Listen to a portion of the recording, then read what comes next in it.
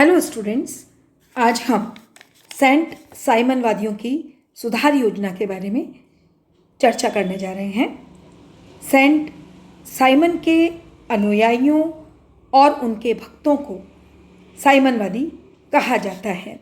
Saint Simon के जीवन काल में उनके शिष्यों की कमी नहीं थी।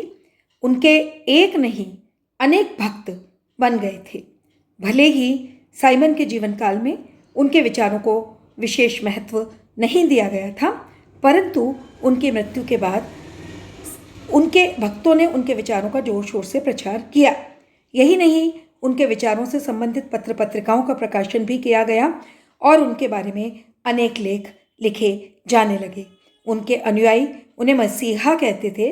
वे अपने गुरु के अधूरे कार्यों को पूरा करने में जुट गए थे। उन्होंने उनके विचारों को सुंदर स्वरूप देना प्रारंभ कर दिया। यही कारण है कि उनके अनुयायियों को उनसे भी ऊंचा स्थान प्राप्त हो गया। साइमनवाद एक धर्म के रूप में विकसित हुआ था। इस विचारधारा की एक आचार संहिता भी थी, जिसकी बैठकें देश के विभिन्न भागों के गिरजाघरों में नियमित रूप से होती थी। साइमन के विचारों को वामपंथी मोड़ देने का काम उनके अनुयायियों ने ही किया। ऑगस्टिन थियरी साइमन का प्रमुख शिष्य था। वह 1814 से 1817 तक साइमन का सचिव भी रहा और अंत में साइमन ने उसे गोद ले लिया था।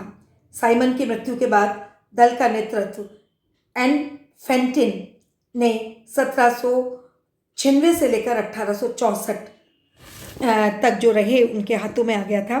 1832 में द ग्लोब नामक पत्रिका में साइमनवादियों ने प्रथम बार समाजवाद शब्द का प्रयोग किया। ऑगस्टिन थ्योरी के अतिरिक्त उसके अन्य प्रमुख शिष्य ऑगस्टिन, कॉम्टे, एम्फेटिन, सेंट अमेन बेजार्ड और ऑलिंड रॉड्रिक्स आदि थे। साइमन की मृत्यु के बाद जो जर्नल निकाला गया था उसमें अधिकतर लेख बेजार्ड के द्वारा लिखे जाते थे। उसके शिष्यों ने उनके सिद्धांतों का प्रचार जर्मनी, इटली और ब्रिटेन तक में किया। साइमनवादी अपने आप को पादरी कहते थे और साइमन को वह मसीहा मानते थे। वह धर्म के आधार पर अपने आप को शक्तिशाली बनाना चाहते थे। वास्तव में उनका प्रभाव फ्रांस के बुद्धिजीवियों पर पड़ चुका था, जिसके कारण समाज पर भी उनका अच्छा खासा प्रभाव था। कहा जाता है कि धीरे धीरे उनके संगठन में कुछ दार्शनिक एवं गुप्त तत्व शामिल हो गए थे। अब इनके विचारों के प्रति लोगों को भ्रम उत्पन्न होने लगा था। संभवतः इस संगठन को विनाश की ओर ले जाने का श्रेय एम्फेटिन को जाता है। साइमनवादी साइमन से अधिक व्यावहारिक थे। उन्होंने ऐसी योजनाओं की रूपरेखा प्रस्तुत करी जिसे पढ़कर आज भी आश्चर्य होता है। सिस्मोंडी की तरह उन्होंने स्वेज नहर के निर्माण का सुझाव दिया था। उन्होंने कंपनियों के संगठन का भी सुझाव दिया था। यही नहीं, यातायात के लिए रेल मार्गों की भी योजना उन्होंने रखी। लगता है कि यदि फ्रांस उनके सुझावों को स्वीकार करता और इनका संगठन लंबे समय तक क्रियाशील रहता तो आज समूची दुनिया प्रगति की दौड़ में बहुत तेजी से दौड़ रही होती। अब यदि हम सेंट साइमनवादियों के सुधार योजना के बारे में बात करें तो साइमनवादियों ने अपनी सुधार योजना बड़ी सोच समझकर बनाई थी। उनकी यह योजना साम्यवाद से मिलती जुलती है। वे व्यक्तिगत संपत्ति को समाप्त करके राष्ट्र को शक्तिशाली बनाने के लिए राष्ट्र के अधिक से अधिक साधनों का उपयोग करना चाहते थे। वे व्यक्तियों को उनकी योग्यता के अनुसार पुरस्कार देना चाहते थे। वे ये चाहते थे कि राष्ट्र का संचालन निस्वार्थ, देशभक्त, परिश्रमी और जनसेवकों के हाथों में हो। उनका प्रमुख जनरल्स कहा जाएगा और ये जो समाज सेवी होंगे, राष्ट्र का संचालन करने वाले, उनको उन्होंने प्रमुख या जनरल्स का नाम दिया और सर्वाधिक योग्य व्यक्ति को नायक या चीफ कहा जाएगा। उनकी सुधार योजना में निम्न बिंदु शामिल थे। जैसे कि प्रत्येक व्यक्ति के लिए अवसर की समानता होगी, प्रत्येक व्यक्ति को उनकी योग्यता के अनुसार काम व पारिश्रमिक दिया जाएगा, उनके अनुसार प्रत्येक व्यक्ति अपना सामाजिक जीवन एक ही प्रकार के दशाओं में आरंभ करे तथा उसे प्रगति के लिए समान अवसर दिए जाएं। समस्त आर्थिक क्रियाएं राज्य के द्वारा संचालित होंगी। व्यक्तियों को उनकी योग्यता व मेहनत के अनुसार पारिश्रमिक मिलेगा। भूस्वामियों, पूंजीपतियों और राजनीतिज्ञों का कोई स्थान समाज में नहीं होगा। उत्तराधिकार प्रथा को समाप्त कर दिया जाए जिससे मृतक की संपत्ति उत्तराधिकारियों को प्राप्त न हो। साइमनवादियों ने योजना सोच समझकर बनाई थी, फिर भी उनकी योजना में प्रमुख रूप से 2 कमियां थीं।